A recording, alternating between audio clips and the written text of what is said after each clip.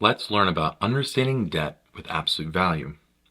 A bank account shows a balance of negative $75. What is the absolute value of this balance and how does it represent the size of the debt? Well, let's first take the absolute value of negative 75. Negative 75 right here. We're going to take the absolute value of that number. Well, the absolute value means what is the distance of that number from 0. In a sense, it will always be a positive value. So the distance of negative 75 from 0 is a positive 75 units. So the absolute value of negative $75 is a positive $75. What does that mean with the debt here?